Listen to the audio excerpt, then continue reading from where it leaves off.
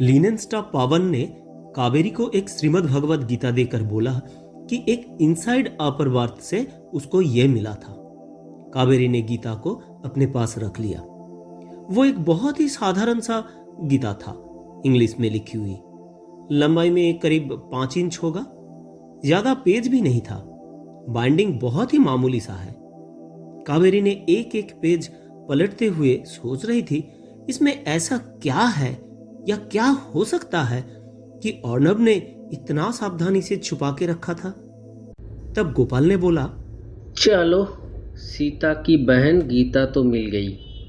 इसके बाद रावण जी का 10 सिर का 20 कानों में से एक मोती ढूंढना पड़ेगा। यह बात सुन के कावेरी को झटका लगा। वो बोली, अरे हाँ, बिल्कुल सही बोला। गोपाल थोड़ा घबरा के बोला, क्या सही बोला? देख, अर्णब की कविता में जैसे रावण का कानों के बारे में लिखा था, ऐसे ही माँ दुर्गा की उंगली पकड़ने के बाद भी था। हाँ, नॉर्मली लोग किसी का हाथ या पैर पकड़ के रोते हैं, लेकिन अर्णब ने उंगली पकड़ के रोने का बात क्यों बोला था? शायद उसका अटकन चटकन खेलने का शौक हुआ था। नहीं, अर्णब ने रावण का कान या माँ दुर्गा की उंगली बोल के कुछ नंबर मेंशन किया। मतलब? एक नॉर्मल इंसान की 10 उंगलियां होती है ना? हाँ, वो तो होता है। हाँ, लेकिन माँ दुर्गा की 10 हाथों में 5-5 करके 50 उंगलियां है। हाँ, ठीक बोला। सीता एक एक करके अगर 50 उंगलियां पकड़ के रोएगी तो वो अपने किडनैप के बारे में सोचना ही भूल जाएगी। अरे नहीं, इधर सीता वर्ड को बस कविता की अंत मिल के लिए यूज किया। असली बात है गीता। कावेरी ने बहुत उत्साह के साथ गीता के सारे पेज ढूंढी। दुर्गा माता की 50 उंगलियां, यानी कि गीता की 50 नंबर पेज में जरूर कुछ होना चाहिए, लेकिन उधर कुछ भी नहीं मिला। वो बहुत निराश होके नीचे की तरफ देख रही थी। गोपाल तब तक जूता उतार के हवाई चप्पल पहन के बैठा था। थोड़ा शर्मा के बोला, हाँ, मेरे पैरों का उंगली का नाखून बहुत बड़ा बड़ा हो गया, इसको काटना पड़ेगा। गोपाल का बात सुनकर कावेरी को फिर से सही दिशा मिल गया। वो दुर्गा माता के हाथ के 50 उंगलियां तो काउंट किया, लेकिन पैरों की 10 उंगलियां के बारे में तो सोचा ही नहीं था। हाथ की 50 और पैर की 10 मिला के दुर्गा माता की टोटल 60 उंगलियां होता है। अर्णब ने शायद भगवद गीता की 60 नंबर पेज के बारे में बोला होगा। कावेरी ने पुस्तक के 60 नंबर पेज खोलकर देखा।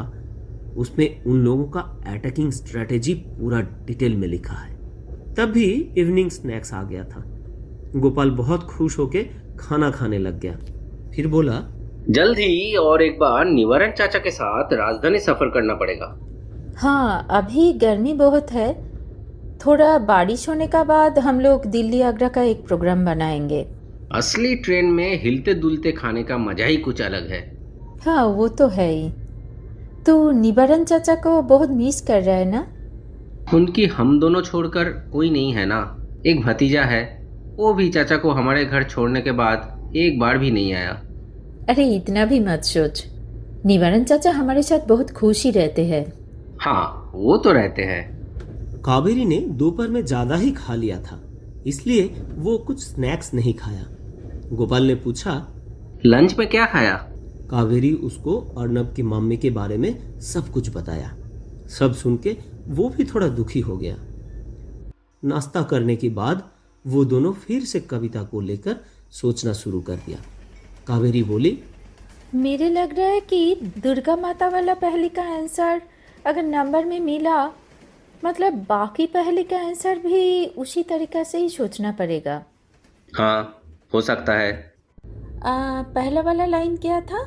7 समुंदर 13 नदियाँ के ऊपर से उड़कर। हाँ, इनमें से 7 समुंदर, 13 नदियाँ और उड़कर, ये तीनों अगर लेंगे तो होगा 7:13 का कोई फ्लाइट। बापड़ी।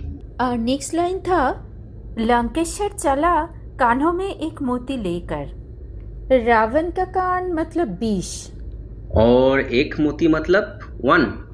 नहीं, मुझे लग रहा है कि एक मती मतलब ए पार्ल अर्थात अप्रैल। वो शायद अप्रैल महीने की 20 तारीख को मीन कर रहा है। हो सकता है। एपर्ल और अप्रैल दोनों सुनने में एक जैसा ही लग रहा है। मतलब अप्रैल महीना के 20 तारीख में 7:13 का कोई फ्लाइट में उसको कहीं जाना होगा। वो भगवत गीता को लेके? हाँ, वो तो लेना ही पड़ेगा क्योंकि उसके 60 नंबर पेज में पूरा अटैकिंग स्ट्रेटेजी लिखा है। और एक लाइन भी तो है। हाँ, लास्ट लाइन था, रावण पुत्र आके बोला प्रणाम भारत माता। रावण पुत्र मतलब इंद्रजीत। लग रहा है कि इधर इंद्रजीत बोल के किसी को ये पुस्तक हैंडओवर करना पड़ेगा। शायद वो प्रणाम भारत माता बोलने से ही हैंडओवर करना होगा। हाँ, कुछ कोड लैंग्वेज तो रहता ही है। वो प्रणाम भारत माता भी हो सकता है या जय हिंद भी हो सकता है। बात करते करते डिनर आ गया। वो दोनों चुप हो गए। फिर गोपाल बोला, सूप देना भूल गया, याद दिला दूं? नहीं, आजकल सूप नहीं देता। तू खाने वाले ट्रे में जो पेपर है उसमें देख, फुल मेनू लिखा है। गोपाल उसका खाना हटाकर ट्रे में रखा हुआ मेनू पढ़ लिया। फिर बोला, पूरा चीटिंग। असली मजा तो सूप में ही था। कावेरी आने के समय हावड़ा स्टेशन से छोटा फ्रूट केक और केला ले लिया था। अगर कोई ट्रेन का डिनर में कुछ नींद वाला दवाई मिला देगा तो पूरा मिशन ही बर्बाद हो जाएगा। वो अपना डिनर वापस कर दिया। खाने के बाद कावेरी के फोन में राजेश जी का मैसेज आया। वो शुभम के को पैसेंजर का फोन नंबर भेजा।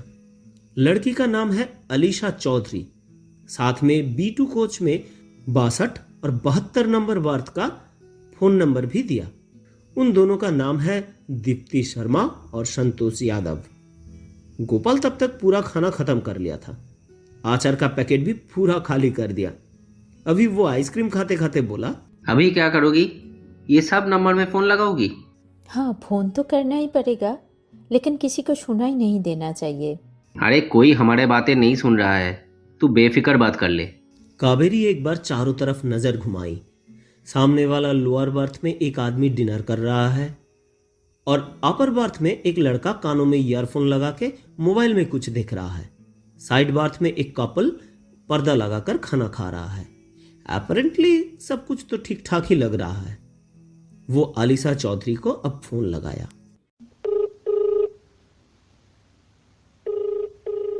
हेलो। हाँ, हेलो, आलिशा बोल रहे हैं? हाँ परसों आप राजधानी एक्सप्रेस से ट्रैवल किया? हाँ, आप कौन बोल रहे हैं? मैं कोलकाता पुलिस से बोल रही हूँ। क्यों? पुलिस क्यों? नहीं, ऐसा कुछ नहीं, बस एक केस के सिलसिला में रूटीन इंक्वायरी। ओके। आप कहाँ से कहाँ तक ट्रैवल किया? न्यू दिल्ली से हावड़ा तक। ओह, आप न्यू दिल्ली में रहते हो? दिल्ली में जॉब करती हूँ और कोलकाता में मम्मी पापा है। ओके, दिल्ली में कहाँ जॉब करते हो? Radisson Blu, Dwarka. आप अकेले ट्रैवल कर रहे थे या साथ में और कोई था? अकेले। Okay, birth number? 47 B9 coach. और 48 नंबर में कौन था? एक लड़का था। आप उनको जानते हो? जी नहीं। ठीक है, मैं अब रखती हूँ, बाद में आपको फिर से फ़ोन कर सकते हैं। उस लड़के को कुछ हुआ है क्या? क्यों? आप तो उनको जानते भी नहीं। नहीं, जानती तो नहीं, लेकिन आपने फ़ोन किया इसलिए पूछ रही हूँ। ठीक है, रखती हूँ। जी ठीक है। इसके बाद कावेरी ने B2 कोच के दोनों नंबर में से एक को फोन लगाया। एक फीमेल वॉइस बोली, हेलो। हाँ, हेलो रिंकी। नहीं नहीं, मैं दीप्ति शर्मा। ओहो, मुझे ये नंबर मिला था। मैडम, ये कोलकाता का नंबर है ना? नहीं, ये मुगल सराय का नंबर है। ओहो, आपको तकलीफ देने के लिए माफ़ी चाहती हूँ। वो फोन काट दिया। नंबर गलत होगा ये तो पता ही था, लेकिन वो मुगल सराय का नंबर होगा वो कुछ अजीब लगा। इसके बाद दूसरे नंबर को फोन लगाया। एक आदमी फोन उठाकर बोला, अरे क्या हुआ और कितना देर लगेगा? 9:30 बज गया, अभी तक फ्लावर कैटलॉग नहीं आया। Flower catalogue? नहीं, मैं तो आपके पार्स लौटाने के लिए फ़ोन किया था। मेरा पर्स? अरे मेरा पर्स तो मेरे ही पास है, कहाँ से लौटाओगे? परसों राजधानी एक्सप्रेस में आप कलकत्ता नहीं गए? 2 दिन बाद मेरी बेटी की शादी है। अभी मुगलसराय छोड़ करके कलकत्ता जाने का कोई सवाल ही नहीं होता है।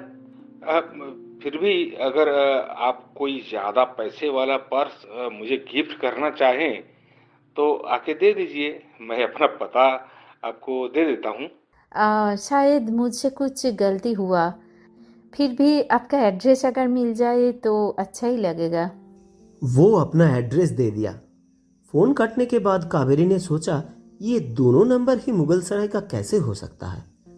लग रहा है ये दोनों को और थोड़ा एक्सप्लोर करना पड़ेगा। 10 बज गया था, बाकी लोग सो गए। गोपाल अपर बार्थ में चला गया। कावेरी पर्दा खींचकर लाइट ऑफ करके नीचे वाली बार्थ में लेट गई। वो भगवत गीता को अपना कंधा वाला स्लिंग बैग में रख दिया और स्लिंग बैग को अपने बॉडी के ऊपर रख के एक हाथ उसके ऊपर रख दिया। मन ही मन सोचा, अर्नब मरने के पहले ये अनमोल चीज को संभाल के रखा था, अब इसको संभालना मेरी जिम्मेदारी। पूरा दिन की भागदौड़ में वो बहुत थकी हुई थी। वो जल्दी ही सो गई। कुछ ही देर में आंखों में हल्का सा लाइट का आभास आया और कावेरी की नींद खुल गया। वो देखा कोई एक पर्दा हटाकर कूप के अंदर आया, फिर पर्दा को अच्छी तरह से खींच दिया। बाकी 3 बार्थ के लोग गहरी नींद में है। कड़वाहट का आवाज भी आ रहा है, चारों तरफ अंधेरा है। फिर भी उसको नजर आया कि ये मूर्ति धीरे धीरे खड़े होकर एक हाथ उस स्लिंग बैग के ऊपर रखा जहां वो गीता है। अब तो कुछ करना ही पड़ेगा। कावेरी बहुत कोशिश करके भी गले से कोई आवाज नहीं निकाल पाई। खुद की हार्टबीट का आवाज खुद को ही सुनाई दे रहा है।